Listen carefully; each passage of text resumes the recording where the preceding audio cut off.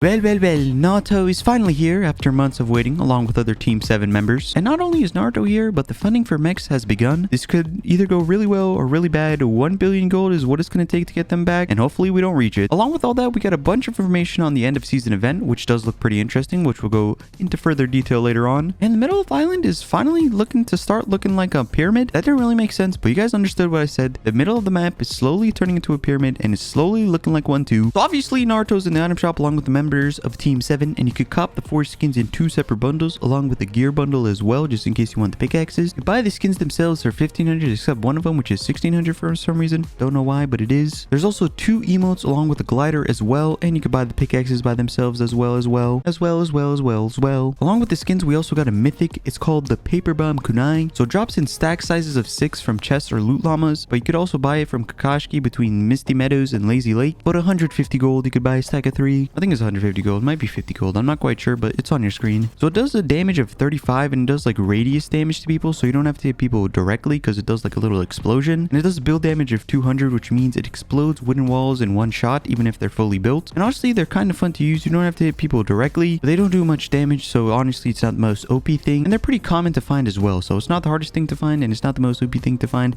It might be a little bit annoying, but they're pretty easy to outplay. Now let's talk about this event and all the information we got on it. So the event is going to be called The End, which may seem familiar because in chapter 1 season X we actually had an event and it was called The End. And as you guys know, season X was the last season of chapter 1, which means season 8 is the last season of chapter 3. Now this is actually confirmed according to Hypex and his source that chapter 3 is coming on December 7th, and the downtime for it actually starts on December 5th after the event. Now there's some information about the event in the files. So currently it's set to have 7 phases, which is 2 more than Operation Skyfire but 8 less than the Rift Tour. So it's not going to be the biggest event, but it's going to be a decent sized event. And some of the files in the event actually have to do with the Fortilla. So I'm not quite sure what the Fortilla has to do with the event or where it's going to be, because the Fortilla was on the map or was on the map before and was on water. So I'm not quite sure how they're going to, put the Fortilla on the map when most of it isn't water anymore. So that will be pretty interesting. And one last thing, during the event, Victim is going to be able to be knocked and taken out by the last reality. Not quite sure who the victim is here. I don't know if it's going to be us. It's going to be an NPC. Who knows who the victim is?